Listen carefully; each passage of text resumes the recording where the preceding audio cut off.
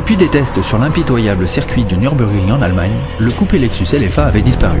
Aujourd'hui, il revient dans sa version définitive pour le plus grand bonheur des amateurs de bolides. Car la LFA, avec son V10 de 560 chevaux, ne s'annonce pas avare en sensations.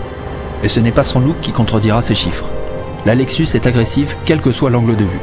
Des prises d'air un peu partout, des jantes de 20 pouces, des rétroviseurs profilés, un aileron rétractable, ou encore 3 sorties d'échappement à la disposition jamais vue, affirment le caractère de la japonaise. Dans l'habitacle, vous vous en doutez, l'ambiance est aussi tournée vers le sport. Le carbone est en bonne place et le volant sport dispose de palettes pour changer les rapports et d'un petit bouton Start Engine pour démarrer le moteur. Il est donc grand temps de prendre la route, ou plutôt la piste. Lexus nous avait en effet conviés sur le Nürburgring, mais dans sa version moderne où les F1 bataillent. Dès la première accélération, les 560 chevaux se font clairement ressentir. Accroché derrière le volant, le premier virage en épingle arrive et m'oblige à sauter sur les freins en carbone céramique. Et ils ne sont pas de trop car je dois passer de 325 à 60 km/h en quelques centaines de mètres.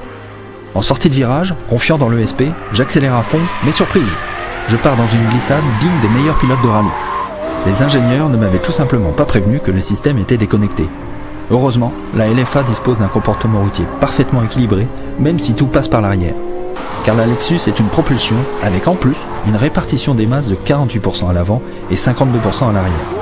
Une architecture qui fait de la LFA un vrai jouet. Maintenant, si vous voulez aussi en profiter, il ne vous reste plus qu'à réserver un des 500 exemplaires de la Lexus LFA et préparer un chèque de 377 400 €.